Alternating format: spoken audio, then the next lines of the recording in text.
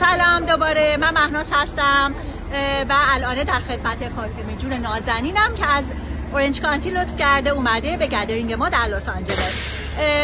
سوال این هستش که من چرا ملحق شدم به این بیزنس.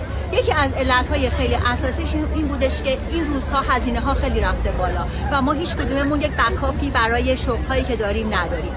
من 2 تا بچه دارم و اینا به سن دبیرستانی و دانشگاهی هستن.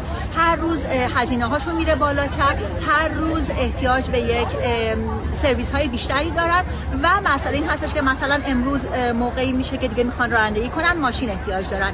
هر روز داره هزینه ها روز به روز میره بالاتر و ما اصلا معلوم نیست، ممکنه یه اتفاقی مثل کووید بیفته و ما هممون لی آف بشیم. پس در نتیجه مجبور هستیم که دنبال یک درآمد دوم باشیم، یک بکاپ داشته باشیم، یک پلن بی باشیم. پس در نتیجه توی این فکر افتادم که بیزنس آنلاین رو برای خودم شروع بکنم و بسیار خوشحالم. وقتم دست خودمه، جایی که ازش کار میکنم دست خودمه و بیشتر از همه میتونم که بچه‌هام در کنارشون باشم، غذا گرم داشته باشن و یه مادر خسته و هلاک و ناراحت رو همیشه نبینن. لبخند بزنم، خوشحال باشم، کارمو بکنم، پولمو در بیارم. لطفاً شما بفرمایید.